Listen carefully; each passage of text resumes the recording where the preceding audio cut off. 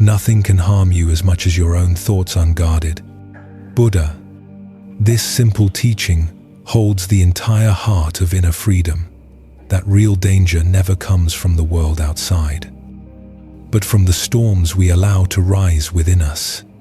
Tonight, we step into a path that shows you how to quiet those storms, not by fighting life, not by resisting what comes, but by mastering the art of guarding your own mind. The principles you're about to explore are not just teachings, they are tools that turn chaos into clarity, insults into ripples that fade, envy into admiration, judgment into compassion, and fear into unshakable calm. Each one is a doorway leading you back to the sanctuary that has always been inside you, a place where no words, no circumstances, no shadows from the outside world can disturb your peace. Take a breath, let the noise settle, and allow these 10 Buddhist principles to guide you toward a mind that nothing can shake. Principle 1. Insults and offenses. In Buddhism, we learn that insults and offenses have no inherent power. They only gain strength when we choose to receive them. A Zen master once said, "If someone offers you a gift and you do not take it, to whom does the gift belong?" Words, whether kind or cruel, are the same. They belong to the speaker unless we pick them up and carry them inside our heart. Imagine someone throwing a rock into a peaceful pond. For a moment, the surface trembles, circles of ripples expand outward, as if disturbed by force. But the pond does not cling to the movement. It does not question why the rock was thrown. It simply allows the disturbance to pass. Slowly, gently, it returns to its natural stillness. Our mind, when trained, is like that pond. Hurtful words may reach us, but they do not have to stay. They may cause a temporary ripple, yet stillness is always possible. Buddha taught that holding on to anger is like drinking poison and expecting the other person to die. This teaching is simple, but its implication is profound. The moment we cling to anger, we become the ones who suffer. The person who insulted us may forget their words seconds later, but we may carry the bitterness for hours, days, or even years. In that sense, the real harm does not come from the insult. It comes from our attachment to the insult. If we look deeper, we often discover that people speak hurtfully from their own pain. Their words are reflections of their inner storms, not judgments of our worth. A person filled with fear may speak harshly. A person drowning in insecurity may attack others to feel tall. A person who carries old wounds may wound others without realizing it. Recognizing this changes everything. Instead of reacting with anger, we begin to see the human behind the insult, their confusion, their suffering, their unmet needs. Compassion naturally arises, not as a forced moral duty, but as a natural understanding. They are hurting, so they hurt others.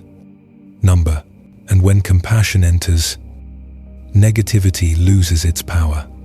In that moment, we remain free, unaffected, unshaken. We become like the pond that knows itself. Even when a stone disturbs its surface, its depth remains untouched.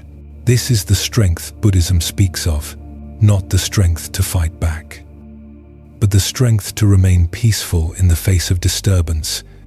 When we stop taking insults personally, we stop allowing others to control our inner world. Their words become like echoes in a vast valley, heard for a moment, then dissolved by the openness around them. Ultimately, the practice is not about ignoring hurtful words. It is about seeing clearly, seeing that the insult is impermanent, seeing that the anger it triggers is optional, seeing that our peace is always available. Waiting beneath the ripples, Principle 2. Transform everyone into a teacher. In Buddhism, we are invited to see every person we encounter as a teacher, whether they walk into our life gently or arrive as a storm. This teaching reminds us that wisdom does not only come from sacred texts or spiritual masters. It is hidden in ordinary conversations, unexpected conflicts, fleeting interactions, and even the people who challenge us the most.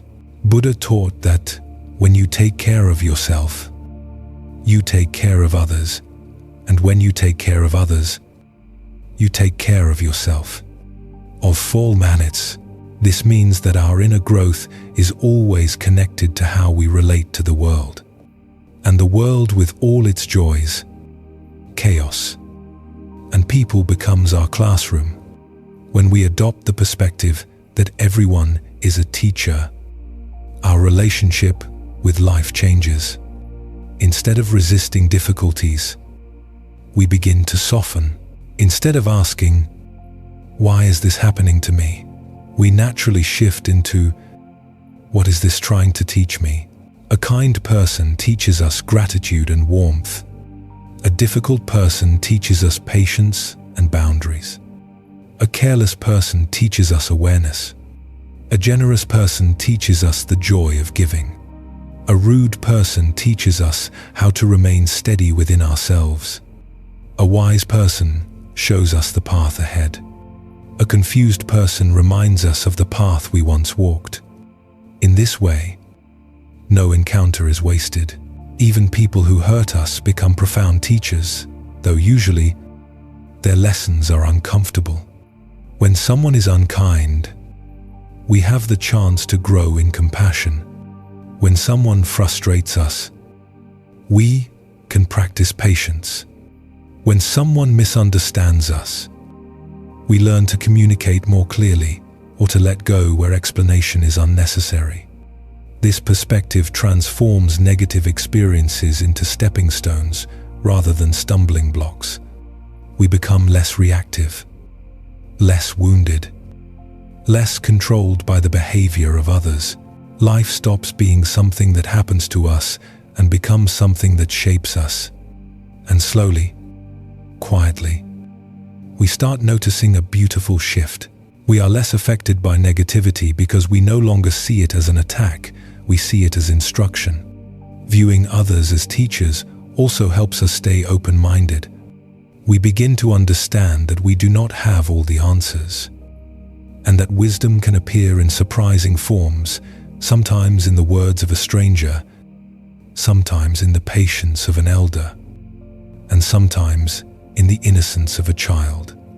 This openness keeps our heart flexible and our mind humble. Over time, every interaction becomes an invitation to deepen our centeredness. We grow more resilient because we are no longer afraid of challenges. They are simply lessons.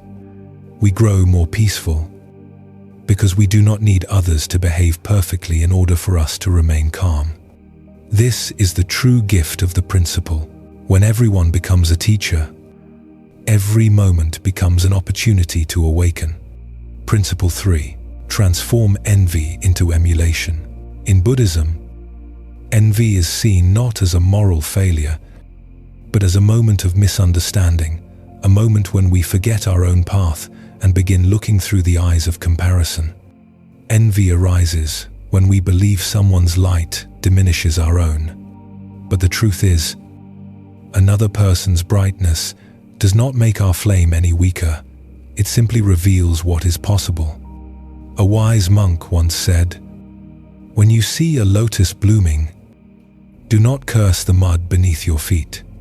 Instead, look at the flower and remember that you, too, are rooted in the same earth." This is the essence of transforming envy into emulation. The success or qualities of others are not threats. They are reminders of our own potential waiting to unfold. When we encounter someone who embodies qualities, we admire wisdom, patience, discipline, generosity, we have a choice. We can let jealousy cloud our heart, or we can let admiration guide us. Buddha taught that the skillful path is to replace jealousy with appreciation, and from that appreciation, allow ourselves to grow. Envy says, "Why not me?" Emulation asks, "How can I learn from this?" Jealousy closes the heart. Admiration opens it. Envy creates distance. Emulation builds connection. When we shift from comparison to inspiration, we free ourselves. The success of others no longer becomes a mirror reflecting our shortcomings, but a map pointing toward what is possible for us. Their achievements become teachings. Their discipline becomes a lesson. Their growth becomes encouragement for our own practice. In this way, life becomes richer. The world becomes a field of mentors. Every person who excels in something becomes a living scripture, demonstrating a path that we can study, adapt, and embody. Instead of shrinking in the shadow of others, we walk beside them, learning from their steps. And something subtle but powerful happens within us. We stop feeling small. Because when admiration replaces envy, we no longer measure ourselves against others. We measure ourselves against who we were yesterday. Transforming envy into emulation also protects our peace. Comparison is a restless state. It steals joy by convincing us we are lacking. But emulation is grounded. It does not seek to be better than others. It seeks to be better than our past self. This shift keeps us centered, unshaken by the accomplishments of others, and focused on our steady unfolding. As monks often say, another's virtue is not your obstacle. It is your invitation away. When we truly understand this, envy dissolves like mist under the morning sun. What remains is clarity, the clarity to learn, to admire, and to walk our own path with dignity and purpose. Principle 4. Be strict with yourself, but tolerant of others. In Buddhism, this principle is considered a cornerstone of inner harmony. It teaches us that the path to wisdom requires two movements of the heart, one turning inward with discipline, and one turning outward with compassion. Like a bird that needs two wings to fly, we need both self-discipline and tolerance to move freely through life. Being strict with ourselves does not mean being harsh or punishing. It means holding ourselves accountable, honoring our values, and practicing the kind of discipline that shapes a steady and dignified mind. A monk once said, "The strongest warrior is the one who conquers himself first." Okay, self-discipline strengthens our inner foundation, our patience, clarity, integrity, and self-respect. When we train our mind gently but firmly, we become less reactive and more aware. We stop blaming the world for our struggles, and instead learn to cultivate our inner landscape. At the same time, Buddhism reminds us that we must be tolerant of others' imperfections, not because they are always right, but because they are human. Each person walks with hidden burdens, unseen fears, and unnoticed wounds. Their mistakes often reflect their level of understanding, not their intentions. When we remember this, judgment softens, and empathy appears naturally, like sunlight emerging once the clouds drift aside. Buddha taught, "You yourself, as much as anybody in the entire universe, deserve your love and affection. It's a mine." This includes offering that same loving attitude toward others. Compassion does not excuse harmful behavior, but it helps us recognize that growth unfolds differently for each person. Some learn quickly, others learn through many missteps. Some awaken early, others need more seasons to bloom. When we apply strictness inward and tolerance outward, a balance forms within us. We expect more from ourselves, yet require less from others. This protects our peace because we stop trying to control what lies outside of us. The actions of others no longer disturb our inner equilibrium. Their mistakes become their lessons, not our suffering. This principle also refines our relationships. A disciplined mind combined with a gentle heart creates a presence that others feel safe around. People sense that we do not judge them, yet we do not waver in our values. This combination inspires trust and respect without the need for control or criticism. Over time, this practice builds a harmonious life, a life where we hold ourselves to the standard of who we want to become and hold others with the kindness we hope they one day learn to give themselves. When we master this balance, we walk through the world calm, composed, and steady. We are not shaken by others' faults nor inflated by our own strengths. We grow internally while offering compassion externally. And in this way, our life becomes both a disciplined path and a gentle refuge. Principle 5. No one can hurt you. In Buddhism, we are reminded that true harm does not come from the outside. It arises from how we hold, interpret, and internalize the world around us. This teaching is not meant to dismiss pain, but to reveal our inner freedom. Others may speak carelessly, act harshly, or misunderstand us. Yet the depth to which these actions penetrate depends on the space we give them within our own mind. Buddha taught, "No one saves us but ourselves. No one can, and no one may. We ourselves must walk the path." Is back. This means that while the world may shake us, it cannot break us unless we hand over our inner authority. The real battlefield is never out there. It is within our own reactions, perceptions, and unguarded emotions. Think of a great tree standing on a mountainside. The storm may roar, the wind may twist its branches, and rain may pound its roots. Yet the tree endures because its strength lies not in resisting the storm, but in having roots that run deep. Even when it bends, it does not lose its essence. Our mind, when cultivated, is just the same. Life's challenges may bend us, but they do not have to define or destroy us. Inner resilience begins with recognizing the difference between pain and suffering. Pain is inevitable in human life. Words can sting. Losses can tear at the heart. Misunderstandings can wound. But suffering is optional. It arises when we cling, replay, resist, or label those experiences with fear and pride. When we stop feeding the pain with our thoughts, it cannot grow into suffering. A monk once said, "Arrows will fly in life. The first arrow is pain. The second is our reaction. We may not avoid the first, but we can always avoid the second.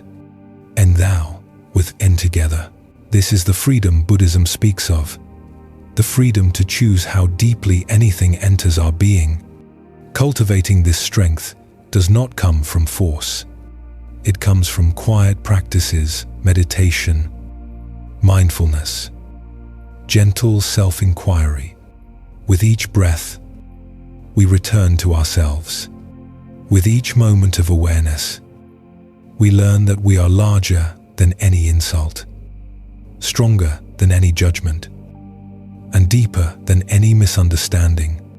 When we take responsibility for our inner world, something shifts. We no longer blame others for our emotional storms. We no longer allow their words to settle into our heart without permission.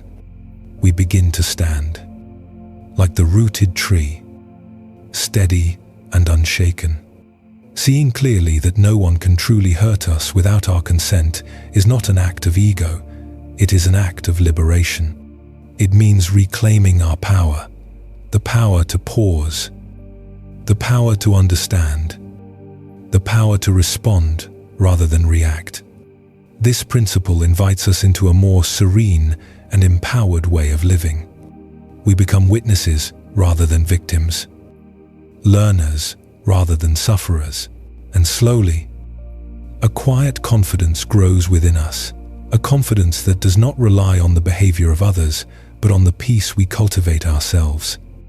When our inner landscape is tended with awareness and compassion, the world loses its ability to wound us.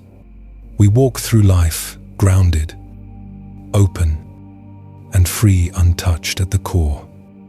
Even as experiences come and go like passing winds. Principle 6. The power of acceptance. In Buddhism, acceptance is not resignation, it is awakening. It is the gentle art of meeting reality as it is, without pushing it away or pulling it closer. Acceptance invites us to loosen our grip on how things should be so we can truly see how things are. Only then can wisdom arise. Buddha taught, accept what is, let go of what was, and have faith in what will be. End quote. This teaching holds a quiet power. It reminds us that suffering often comes not from life itself, but from our refusal to allow life to unfold. When we resist the present moment, we exhaust ourselves fighting what already exists. But when we accept it, we reclaim our strength and clarity. Acceptance does not ask us to become passive. Instead, it invites us to look at the present moment with open eyes and an open heart. When we stop arguing with reality, we begin to respond with discernment rather than reaction. We shift from struggling to flowing, from tension to calmness. Imagine yourself in a small boat on a wide river. If you fight against the current, you quickly become tired and frustrated. But when you accept the direction of the water, you learn to navigate with less effort, using the flow itself to guide you forward. Life works the same way. Acceptance doesn't remove the challenges, but it transforms how we move through them. This principle also frees us from the pain of trying to control what cannot be controlled, other people's choices. The passing of time, unexpected events, or the impermanence that shapes all things. When we stop forcing life to match our expectations, peace reveals itself naturally, like a lake reflecting the sky once the winds settle. Acceptance also deepens compassion. When we allow others to be as they are, flaws, fears, imperfections, and all, we stop demanding that they fit the image we hold in our minds. We begin to understand that everyone is shaped by their own history, their own wounds, their own lessons yet to be learned. This softens the heart. Judgment fades, empathy grows, and relationships become more spacious and sincere. A monk once said, when you stop resisting the moment becomes your teacher. This is the gift of acceptance. It transforms every circumstance into a lesson in patience, humility, and inner strength. Importantly, acceptance does not mean we stop striving for improvement. It simply means we strive from a place of peace rather than agitation, from understanding rather than denial. When our foundation is acceptance, our actions become more skillful, our decisions clearer, and our energy more focused on what truly matters. By embracing the present moment, we loosen the knots of fear and frustration. We learn to breathe with life rather than against it. And slowly, we discover a quiet joy, a joy not dependent on perfect circumstances, but on a calm and steady heart. Acceptance grants us freedom. Freedom from unnecessary suffering. Freedom from the burden of control. Freedom to live fully, gently, and deeply. No matter what changes or storms may come, when we cultivate this principle, we become like a mountain, rooted, spacious, and unshaken, watching the clouds of life pass by without losing our stillness. Principle 7. Living according to nature. Living in harmony with nature and its rhythms helps us stay grounded. As Buddha said, just as a candle cannot burn without fire, man cannot live without a spiritual life. This principle encourages us to align our lives with the natural world and its cycles. By living according to nature, we recognize the interconnectedness of all life and appreciate the beauty and balance of our surroundings. For example, the changing seasons teach us about growth, decay, and renewal, reminding us that change is a natural part of life.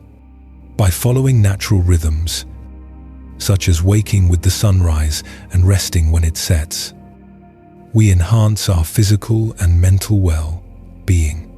This alignment with nature helps us feel more balanced and less stressed.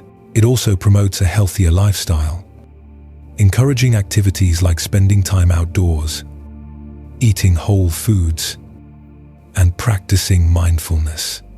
Living according to nature also means respecting and protecting the environment, fostering a sense of responsibility and stewardship for the planet. Embracing the simplicity and wisdom of nature helps us let go of modern stresses, creating a more peaceful and fulfilling life. By focusing on essentials and reducing unnecessary complexities, we remain unaffected by artificial stresses, finding solace and strength in the natural world. Integrating nature's wisdom into our daily lives helps us stay connected to our true selves and the world around us, promoting a deeper sense of harmony and resilience. Principle 8. Focus on ethical living. Ethical living is central to Buddhism. Buddha taught, "The mind is everything. What you think, you become." This profound teaching highlights the power of our thoughts and their direct impact on our lives. In Buddhism, ethical living involves following principles such as honesty, compassion, and respect for all living beings. It starts with understanding that our actions, words, and thoughts have consequences. This is summed up in the law of karma, which teaches that our deeds create ripples that return to us in some form. By focusing on right actions and moral behavior, we build a foundation of integrity that shields us from negative influences. This means being truthful in our words, kind in our actions, and fair in our dealings with others. When we live ethically, we create positive karma, leading to a more peaceful and harmonious life. For example, practicing honesty builds trust and reliability, which strengthens relationships and fosters a sense of community. Speaking truthfully creates an atmosphere of trust and transparency, helping us form deeper and more meaningful connections with others. Acts of kindness and compassion not only benefit those around us, but also bring us joy and fulfillment. Simple gestures, like helping a neighbor or showing empathy to a friend, can greatly enhance our well-being and happiness. Respecting all living beings, including animals and nature, strengthens our connection to the world and promotes harmonious coexistence. Ethical living also helps us maintain a clear conscience, reducing guilt and regret that can disturb our inner peace. It encourages us to think before we act, ensuring that our actions align with our values and do not harm others. By avoiding actions that cause harm, such as lying, stealing, or engaging in violence. We prevent negative consequences and preserve our mental and emotional well-being. This self-awareness and reflection enable us to handle life's challenges calmly and with a clear mind. Ethical living involves self-discipline and self-control. It requires us to avoid behaviors that lead to suffering, such as dishonesty or harm. Practicing self-restraint and making thoughtful choices strengthen our moral character and resilience. For instance, abstaining from gossip not only prevents harm to others, but also keeps our minds free from negativity. Gossip can lead to conflict and misunderstandings, while choosing to forgive rather than hold grudges releases us from anger and resentment, fostering a more peaceful state of mind. Forgiveness allows us to move forward without being burdened by past grievances, opening the path to healing and reconciliation. Focusing on ethical living according to Buddhist principles helps us create a life of integrity, peace, and harmony. It shields us from negative influences and allows us to positively impact the world around us. By practicing these principles, we grow in wisdom and compassion, becoming a source of inspiration and support for others.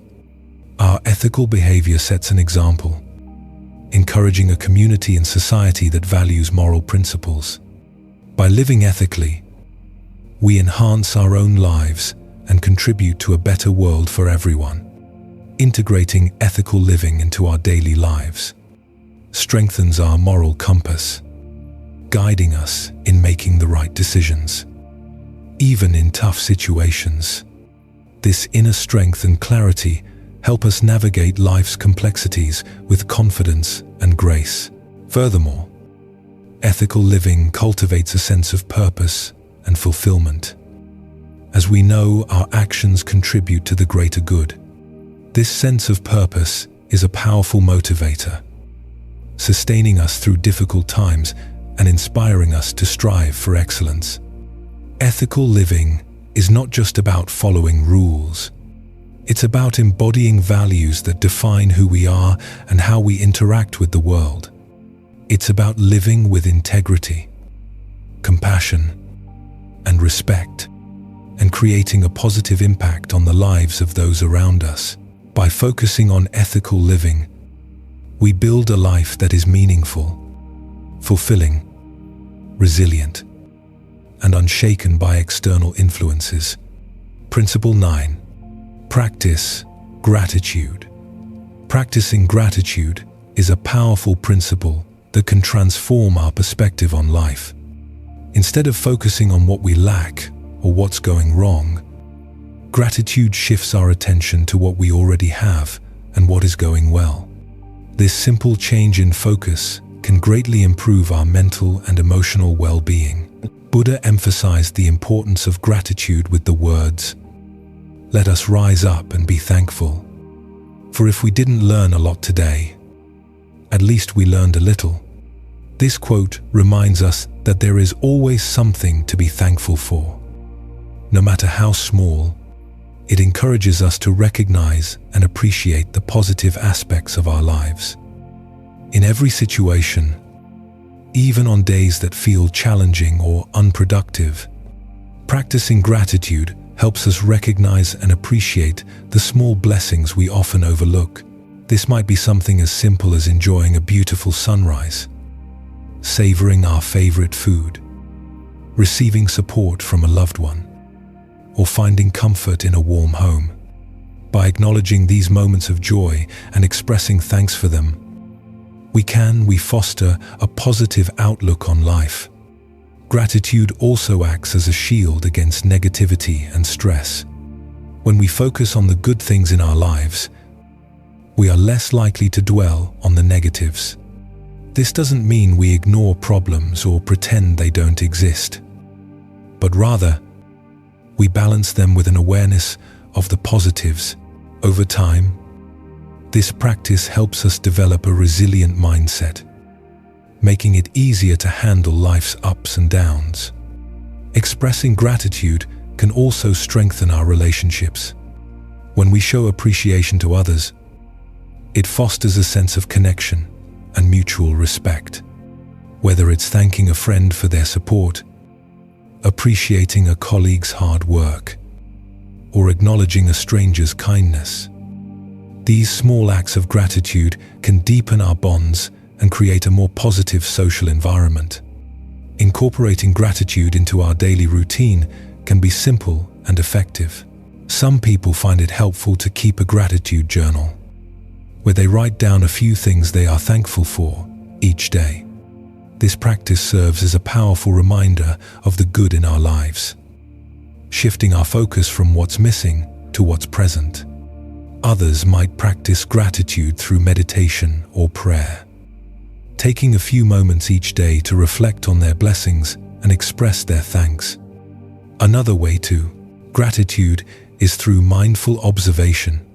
By paying close attention to our surroundings and the people in our lives, we can find many opportunities to be grateful.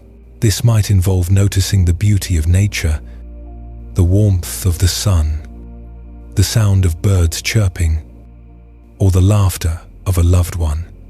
Mindful observation helps us stay present and appreciate the richness of our experiences. Gratitude can also be expressed through acts of kindness. When we do something nice for someone else, it benefits them and reinforces our own sense of gratitude. Acts of kindness can be as simple as holding the door open for someone, offering a compliment, or helping a neighbor with their groceries. These actions create a ripple effect, spreading positivity and gratitude throughout our communities. In times of difficulty or stress, practicing gratitude can be especially beneficial. It reminds us that even in challenging times, there are still things to be thankful for. This perspective can provide comfort and hope, helping us navigate tough situations with greater resilience. By focusing on what we have rather than what we lack, we maintain a sense of peace and contentment even when life is difficult. Regularly acknowledging and appreciating the blessings in our lives helps us stay grounded and positive. We build a positive outlook that protects us from negativity and stress. Gratitude is a powerful tool that can shift our perspective, improve our relationships, and enhance our overall well-being. As we integrate gratitude into our daily lives, we develop a mindset of abundance and positivity, helping us remain positive by challenges and negativity. Principle 10. Trust the process and let go of control. Trusting the process and letting go of the need to control everything is a fundamental Buddhist principle. Buddha taught that the root of suffering is attachment. This means that our desire to cling to specific outcomes, people, or things often leads to our own suffering. When we become attached to exact results or rigid expectations, we set ourselves up for disappointment and stress. By surrendering to the flow of life, we allow things to unfold naturally without forcing them. This doesn't mean we stop making efforts or pursuing goals. Instead, we do our best and then release our tight grip on how things must turn out. Trusting the process means having faith that things will work out as they are meant to, even if not exactly as we envisioned. Imagine you are in a river. If you try to swim against the current, you will exhaust yourself and make little progress. But if you go with the flow, you move smoothly and effortlessly.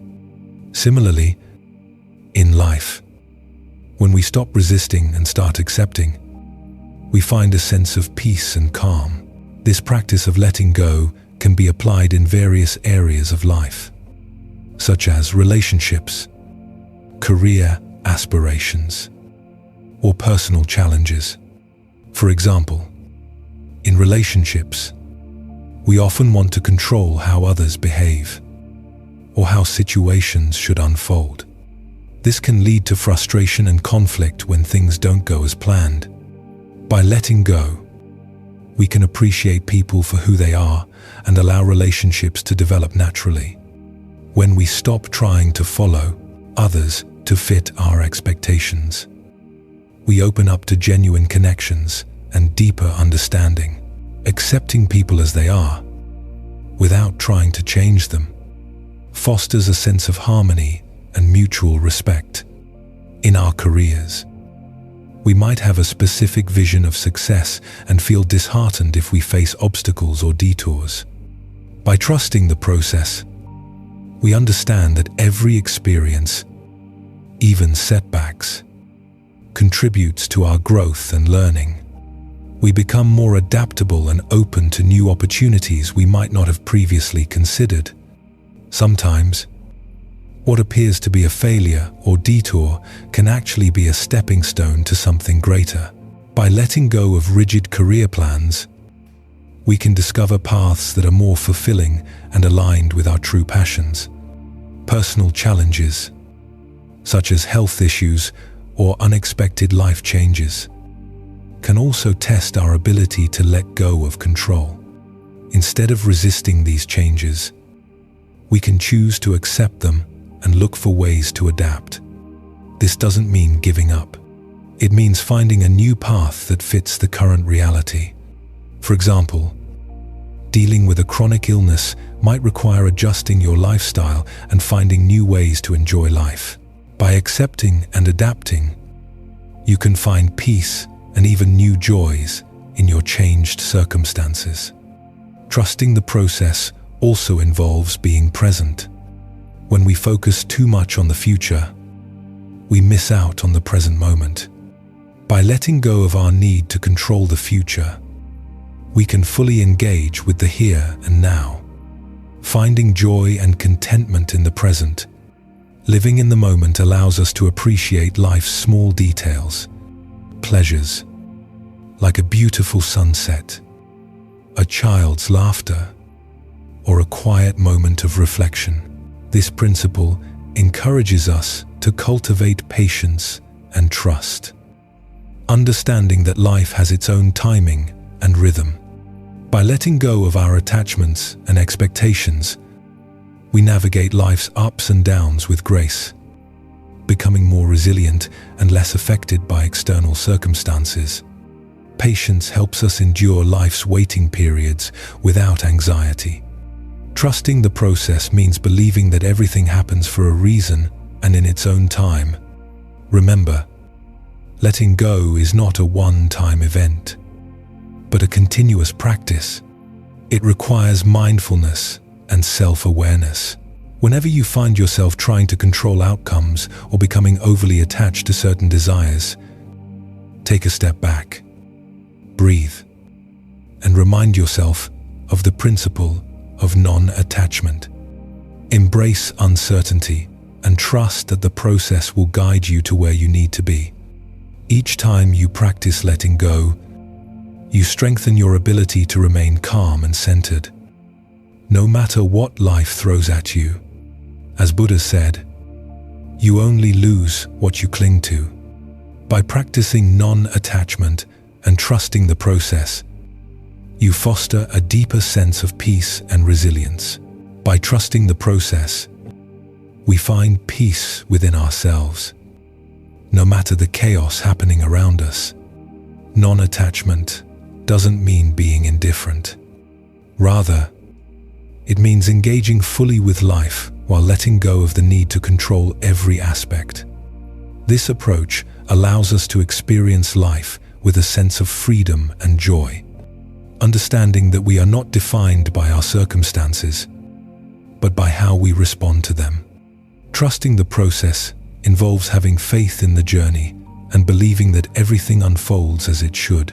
It teaches us to release our fears and anxieties about the future, trusting that we will have the strength and wisdom to handle whatever comes our way. By embracing this principle, we cultivate a deep inner peace that remains steady despite external events. Integrating these 10 Buddhist principles into our daily lives helps us develop a state of mind where we remain unaffected by external influences. Remember, true peace comes from within. Thank you for watching. And don't forget to like, subscribe, and share this video with others seeking tranquility